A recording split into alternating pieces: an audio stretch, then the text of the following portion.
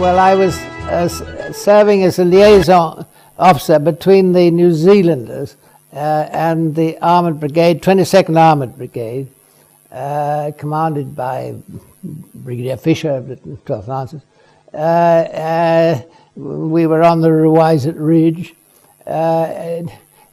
About, 3 weeks after we'd taken up position in the Alamein line, and so it was really still part of the first Battle of Alamein. And I think that General Auchinleck wanted to try and give a knock against Rommel before he was really too dug in, and so these night attacks, a number of night attacks took place. I think, looking back, probably a bit pointless, but anyway, this was one where the infantry in New Zealanders attacked along the ridge during the night, and at first light the plan was that the armour would take over, and I was with my tank went forward with the attack, but in any case my wireless set was jammed from the word go, so I was pretty useless with communication. And when first light, we were surrounded by a few tanks left to Rommel, about 30, I suppose, and they were all round this ridge behind, all round us. And my tank was hit, and we got out, and two of my crew were killed getting away, but two of us were taken prisoner. I heard afterwards that our gallant brigadier had got these map references wrong, and he'd come to the wrong place. So anyway, there was no question of the armour coming to our rescue, and so that was it. So I was then properly in the bag, not particularly fit at the time, had amoebic dysentery actually, and so it was rather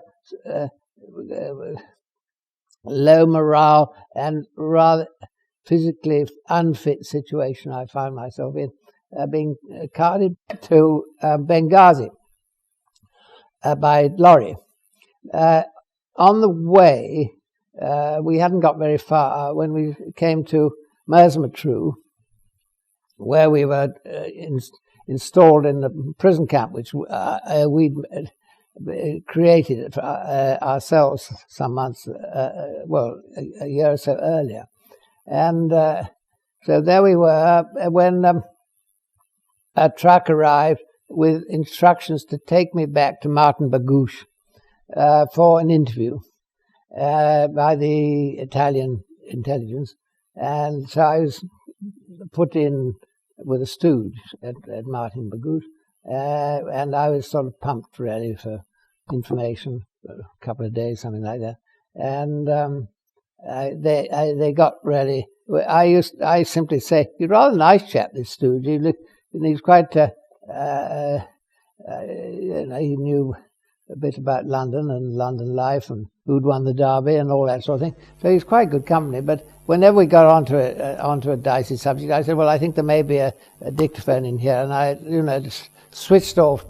So you quickly realised he was a stooge. Oh yeah, I mean he was quite dark actually, dark Italian, and not at all. He was meant to be an RAF officer who'd been shot down on his way So it was pretty bogus, all that. Anyway, after a couple of days they gave it up, and I was put back and taken on back to Benghazi, and then about 3 weeks later we were flown back into Italy and to Bari camp, and then at Bari we waited for a few weeks, and then we were taken up to Salmona, where I spent the next year and a bit. So that all this time you were quite unwell? All that time I was pretty unwell, and it was just if you were unfit, being a prisoner was not all that agreeable. But I mean, I may say that we were relatively lucky, the officers, in that we were in the shade, and we had you could rest and be quiet. But the troops were, particularly those with dysentery, they were left in the sun without cover, and terrible flies and all that. I think that there were a lot of unnecessary deaths then because of that. Was that a very big camp? No, I'm talking about the transit and Benghazi, and I think we stopped off at Derna on the way for a few days. It was a sort of there were small transit camps, and I suppose Benghazi was a bit in a big warehouse and probably had about 400 or 500 officers in it, but the troops were all outside, and there were 1,000 of them. You see, there were a lot of people being captured. At that point, it was just after the fall of, not long after the fall of Tobruk and all that. So there were a lot of people waiting to get over, and of course the officers were flown over fairly without too much delay. But the men had to be late. I think there were a lot of unnecessary deaths then. And how long were you in Italy before you finished up in Germany? I suppose about a year and a half, something like that. Well, let me see now. I was captured in July 42, and the Italian armistice took place in September 43. So it was just over a year and so 3 months. You thought that you were going to be released rather than... That was a big letdown. It really was a letdown. I mean, we really did think we were going to get out then, and we didn't relish what was ahead.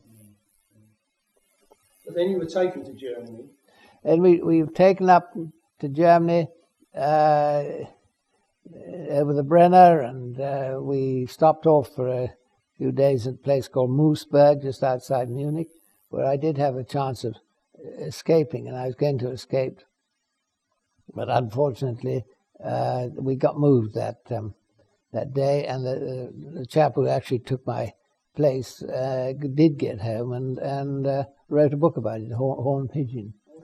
So I did have a chance there, but I think he had a fairly tough time getting. He was going to get through an empty Red Cross camion carrying empty Red Cross. They're going back for more parcels, really. And the plan was I'd be hidden in one of these. But I think he had quite a tough time.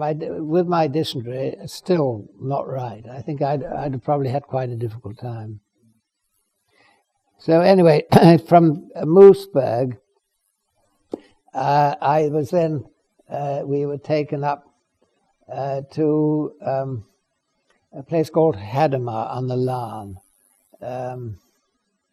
And there I was for a year and a bit at Hadamar. And that was a very depressing camp in its own way. It was probably more comfortable than other camps because it had central heating in the winter. And there were mostly more elderly people in it. And I find the spirit wasn't anything like the other camps I was in. They just settled in for the duration of it. A bit, and would get up for the game of bridge in the afternoon, you know. Under pressure. That's right. So you were there for a year and a half, and then word came through that I had to go up to Colditz. And did you know why you were going to Colditz at that time? Well, I was told by our British general that as my father's son, I was going to be made more comfortable. That was what the Germans had said. So one, they took that with a grain of salt. And so when one got to Colditz, there was a very big question mark, but it was clear that we were not being guarded for nothing, especially, and probably as hostages, which in fact was what turned out to be the fact. I mean, when the final battles were taking place at Berlin, and one of the last things Hitler did before committing suicide was to give orders for us to be dispatched. And so we were, in fact, that's exactly what we were. When you first arrived at Colditz, you obviously met officers that you knew and had been in other camps with you. Yes. And how did you find the life there compared to the other camps? Well, it was the most lively camp in comparison, full of life, full of wonderful spirit, and by that time, escaping was out of the question, and so people were really doing their own thing, and it was surprising, really. We would have thought really a lot of escapers and so on, they'd be sitting down with no escaping, men out of work, so not a bit of it. I mean, they all had lots of interests, great readers, they were great, took part in amateur theatricals, listen to gramophone records and so on, and were a very lively lot and stimulating to be, and a lovely spirit. When was it you arrived in Colditz? Was it 44? Yes, I arrived, actually, I woke up on the morning of the 11th of November, 1944, and another officer had been brought in the same night, and he arrived after I'd gone to bed, so I woke up and found him underneath me. It was George Harwood, then Lord Lascelles. He was just, he and I were the latest additions. But and how many Prominenti were there? I think 7, something like that. When I first got there, the following morning, we were taken out into the compound, and I met Miles Reed, who was he'd actually been served in the First World War, so he was quite a veteran, and he'd been captured in Crete, and because of his age and so on, he was not long after that he was repatriated, and he was a terribly nice man, and he warned me. He said he'd been asked by Colonel Willie Todd, who was our senior British officer, to see me, to warn me that a cavalry officer, Stephen Wright, was going to give a lecture on my father, and which and he was not really exactly recognized as a very distinguished military historian, and perhaps that might be sensible if I didn't actually attend. So I got early warning to that, and I kept out of that. But that was the 11th of November, why they had planned this. But anyway, did you want to? You probably know all about who the Prominenti were, did you? Well, I mean, if you could remind us. Yes. Well, I mean, there was I would look upon him as our leader, if you like, was John Elphinston, the Master of Elphinston, who was Black Watch, and very. He was the nephew of Queen Mother, and he was really a very sensible, quiet person, and quietly sort of was there in the background. And later on, when it came towards the end, he was extremely unselfish as far as giving up a place to let me stay behind with Charlie. But that's another story a bit later. But no, there was John Elphinstone. Then there was Charlie Hopton, later Lord Linlithgow, who was the son of Lord Linlithgow, his viceroy. And there was George Harwood, then Lord Lascelles, I think still. He was the nephew of the king.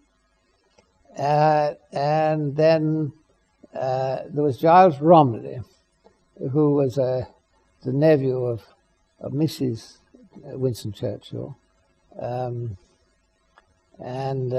he'd been a war correspondent, captured in he was a civilian, yes.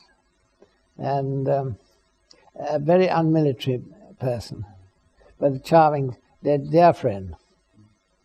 And then there was Michael Alexander, who we were talking about. Michael, who was the bogus nephew of Lord Alexander. He'd taken on that position in order to escape being liquidated by the Germans, because he'd been captured wearing a German cap to keep the sun out of his eyes. He was actually a very distant relative, wasn't he? Or was he no relative at all? I think the distance was pretty big. But anyway, Michael had he was a very gallant officer, and he was I think I'm not sure whether he was quite what he was doing at the time when he was captured. Anyway, he no doubt he'll be interviewed by you, and he'll describe his life, because it's really quite interesting what happened to him, and he's great fun, and he'd love doing it. So do get him to do that. Was John Winant there at the time? John, yes, John appeared. Actually, he was appeared towards the end, but just before we were taken away from Colditz, and so I didn't really get to know John really, but he was added to us just at the last minute really. He was an American, and I think he'd been shot down and was put in amongst us just really at the end really. He was the son of the American ambassador To London, that's right, yeah. And was there another relation to Churchill? That's right, you're quite right. And he was Max de Hamel, and Max was really not. He was not a military figure at all, and he was had been training for the church, and I think he was going to go and live in Canada. I've never really seen him since, but it'd been got around. I think he himself had told somebody that way back in the 17th century, his family had family links with Churchill's family.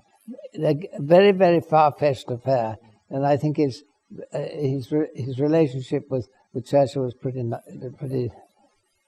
But anyway, he was there with us as well. And then, of course, the Poles came, didn't they? Yes. Well, they came, I suppose, about early February, and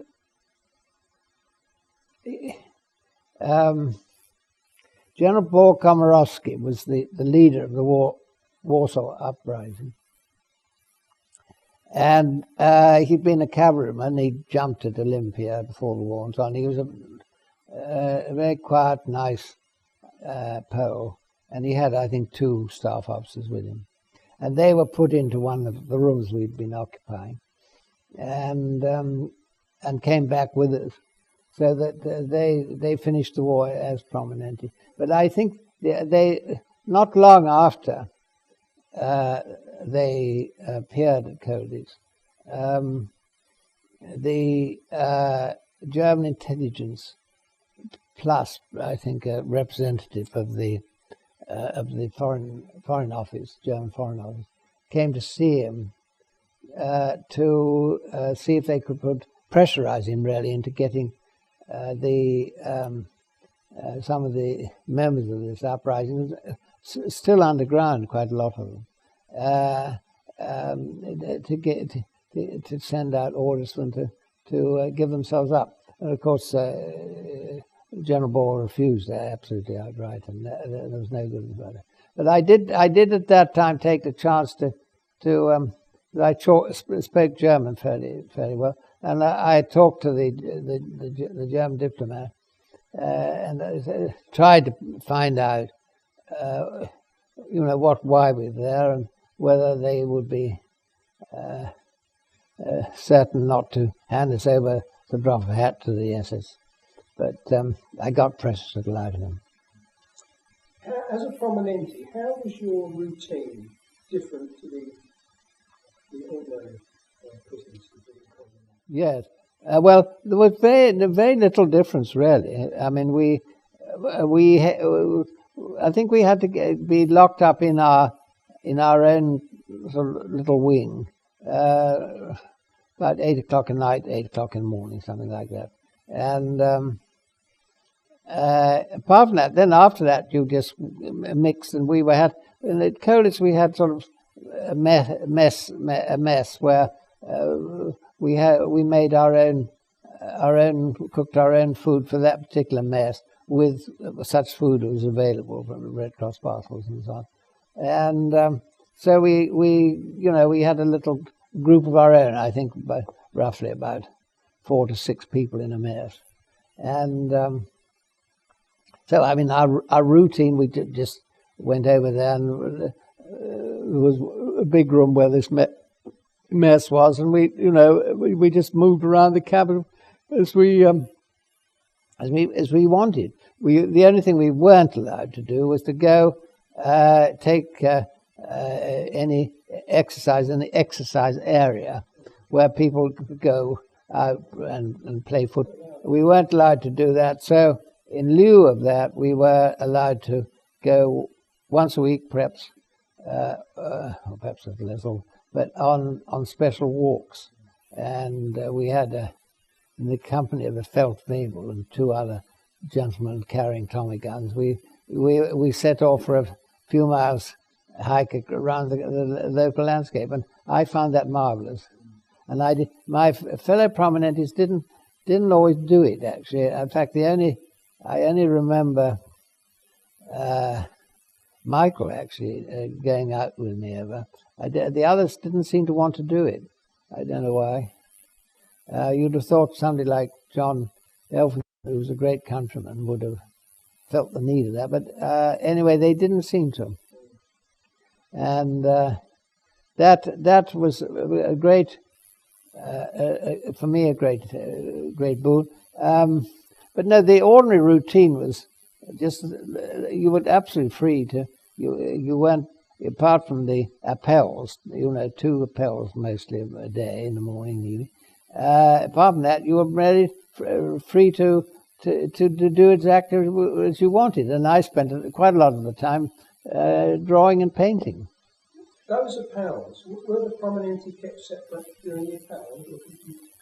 No, we were just lined up with everybody else. I mean, we'd simply a number, because it was all done by numbers. And I suppose probably, because I don't know whether they had us in blocks or something. It was certainly by nations, because there were a few other nationalities there. Because prior to your arrival, it had been a much more international campaign. Yes. But I think we'd with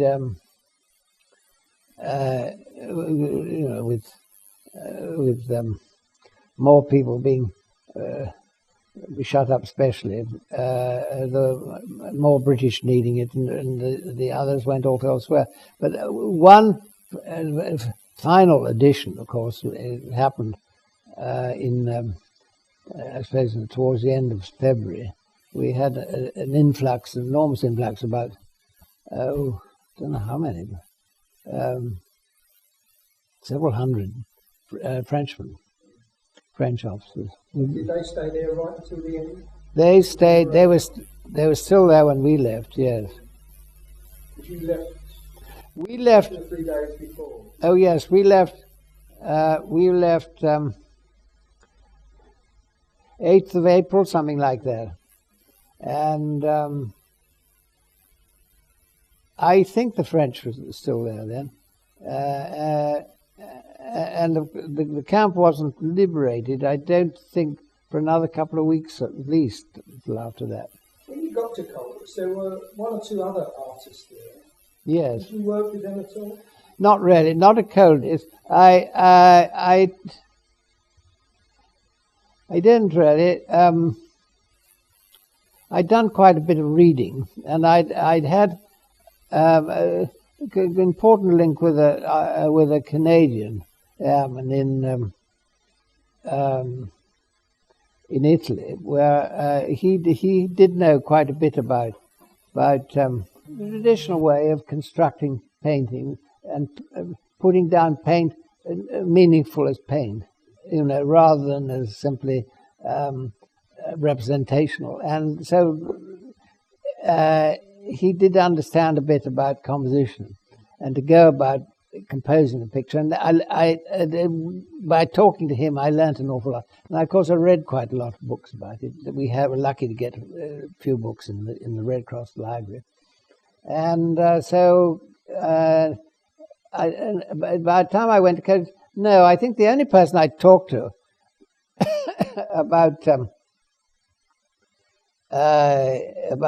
painting really was with David Sterling. David Sterling had worked with André Lhote in Paris, and I think David had his ardor rather sort of reduced, because André Lhote says if he was going to be a serious painter, he didn't think there was much future for him. So David had actually not pursued the thing, but he had worked quite seriously, and he did know really what painting was all about. When you finally left Colditz, can you tell us about that? Because I believe you went off in a couple of coaches, buses. Yeah, so it was a very dramatic end because it happened very suddenly. And I think one morning, I think it was probably the 7th or 8th of April, the German commandant saw Willie Todd, Colonel Willie Todd, our senior British officer. We're going to be moved that night. And Willie Todd, quite rightly, said, well, this is against the Geneva Convention, because you're not meant to, you've got to have at least 24 hours warning. And that was, not that long. So he remonstrated. And the commandant said there was nothing he could do about it, that the orders, and the SS were in command of that sort of situation, and the SS were going to meet us and take us away. And there's nothing he could have done. So that was the German commandant's view. Willie Todd's view, which was all he could do was to hide us. And we considered this, but it was going to be at the risk of the other prisoners of war if we did that. And so we decided, no, we just accept the situation and go off that night. So anyway, off we went. It was quite a sort of dramatic send off. Everybody craning out of the windows, and it was in darkness with lights on, and in the courtyard below, and we were marched out by the SS and cheers of everybody, and we were loaded into these buses. I think there was an armoured car, at least one armoured car. There were a number of SS with outriders and motorbikes, and we roared into the night. We still didn't know where we were going, and it was really rather an ordeal, a depressing ordeal, actually. And again, you were not very fit. No, I wasn't. I mean, I wasn't properly recovered. We've actually taken to a place called Königstein on the Elbe, near Dresden. And on the way there, we drove through Dresden. It was a few days after the bombing, and the place was absolutely flattened. It was a very awesome sort of eerie experience in moonlight, this empty shell of a place, terrible. And we'd seen it all happening before, because the bombers had all flown over it. We heard it because it was not very far away. Anyway, there we were. We'd taken to Königstein and spent a couple of nights there, and the situation was very different. And we had a very agreeable German commandant, called Hesselmann, who was an old world sort of Wehrmacht officer, and very civilized. And soon after arrival, we were entertained a sort of mini reception in the castle, with a room with sort of chamois heads and all that around the room, and given, I don't know, we had coffee and brandy and all that, and no doubt highly disapproved of it. We weren't meant to be fraternizing, but anyway, there it was. We were and the mood was totally different. And at that moment, the commandant came in and announced the death of Roosevelt. So we all, stood in silence, genuinely, I think, to mourn the death of Roosevelt. Anyway, he showed us around the castle, and in a very charming way, and we spent a quiet day. And the following day, we were due to go off south to Berchtesgaden. That was the sort of plan, I think. But then it more or less transpired that was going to happen. And John Elphinstone was going to stay behind with Charlie, because Charlie was far from well. He had a nervous breakdown. And anyway, in the night, I had quite a sort of vicious attack of dysentery and so on. And so John, very unselfishly, said, "Well, you better stay, and I'll go on in the bus with the others."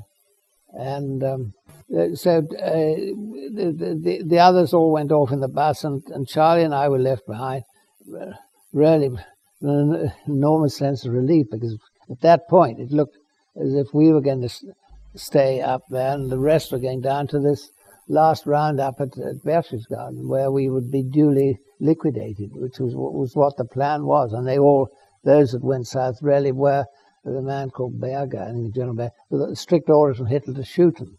And so it was a near shave for us all, I think. But then Charlie and I had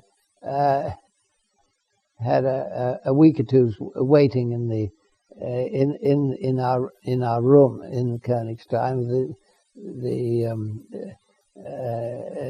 with the German commandant really being extremely kind and helpful, and refused to carry out Himmler's orders to send us further south. And so then the Russians came and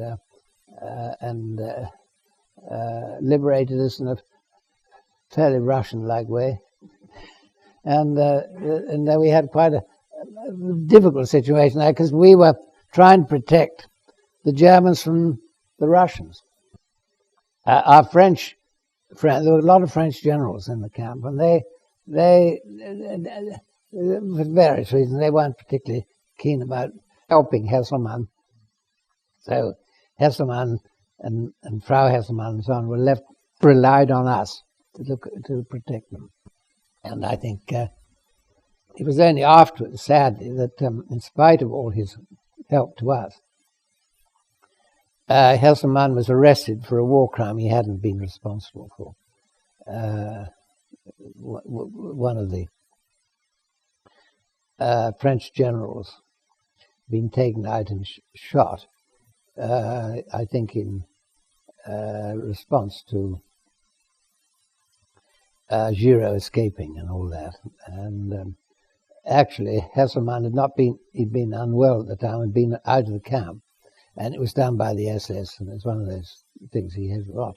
Anyway, he sadly died in Allied hands after the war, and I managed to get his name taken off the list of war criminals with the help of John Hope, who was Charlie, and in this case brother, who raised it in the Commons. I raised it in the House of Lords, and his name was taken off the list of war criminals, and his widow got a pension. So it was some justice done, but it was very, very tragic. But then the Russians left you, I believe.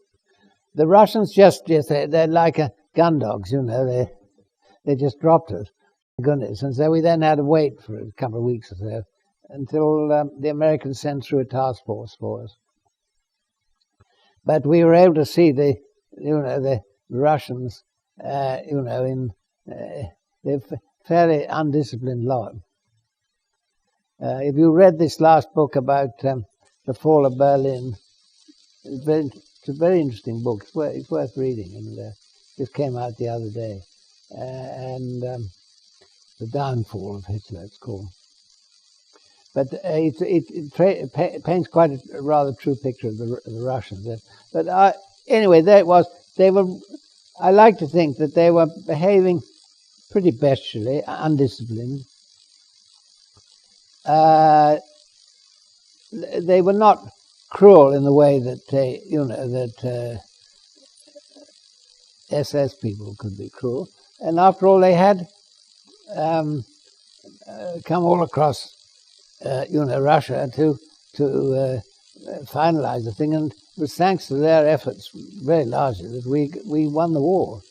I don't like to criticize the Russians. Of course, Russian prisoners had been badly treated. Terrible, yeah.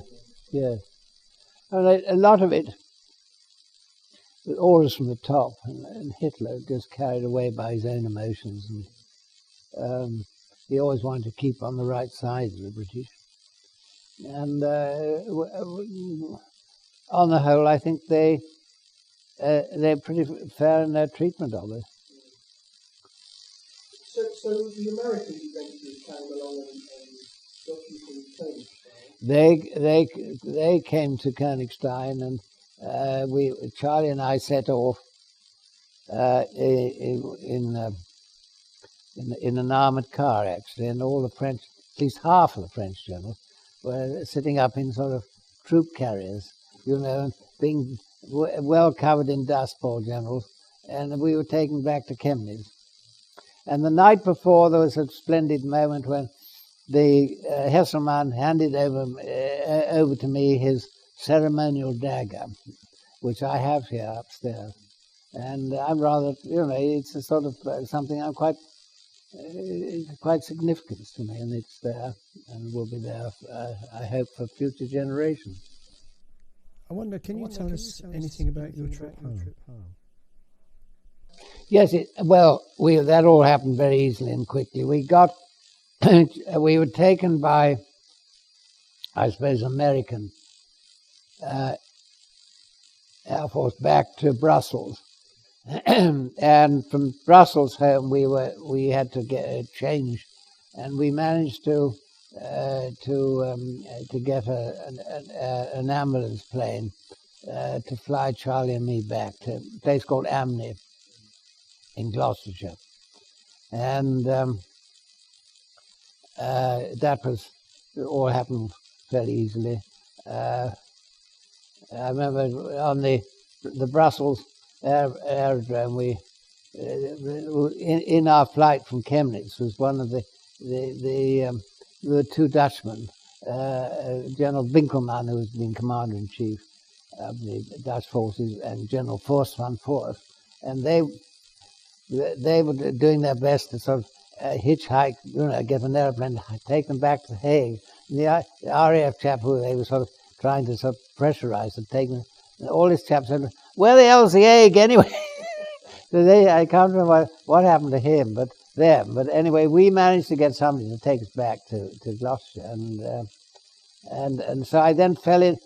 John Cripps had been a prisoner, and he was lived just nearby, and they wanted to keep me in hospital. So in desperation and frustration, I was refused to spend my first night of freedom incarcerated on my own in hospital. So I just managed to get through to John and said, "Come and get me," and he came and got me, and that was it. Did you leave the army quite quickly? Yes, I didn't go back. I had one or two sort of regular boards, to check my health, and they passed me as unfit, and so I was unfit to carry on. So I left. I was a regular officer, but I just came out and went to an art school. Could we just go back to Colditz for a moment? Yeah. Do you remember any of the Germans in particular? I didn't have very much contact with the Germans, actually. And I remember more the German, where we did much more contact was really Königstein, where there was one of all things, I can't remember anybody's name, but he was we called him Porky. He was a very rather well-covered gentleman who obviously looked after himself quite well, and he was suffering, I think, a good deal of guilt about what has been happening in Germany, and he knew full well what. So we had to sort of slightly boast his morale, and Hesselmann I've described, a high caliber man, really, a good chap, and very civilized, and not one who espoused the Nazi cause at all. And so I can't say that really I had any communication with Germans. The odd Foreign Office person I met, simply to discuss our position. Otherwise, I just went along and did what I was told. How about your fellow prisoners? Did you have any special friends? Yes, well,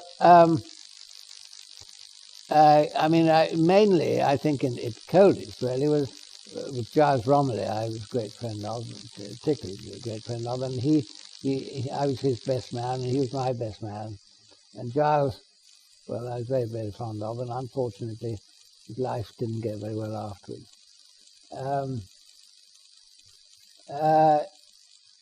But there were quite a number there who I'd known before, and I was pleased to see. But until Colditz, really, it was hard. Nobody really I'd ever been known or had anything to do with in any of the camps I was in, and they all came from completely different walks of life, and I think that was a very good experience. It enabled me to really, because I've been rather sort of limited,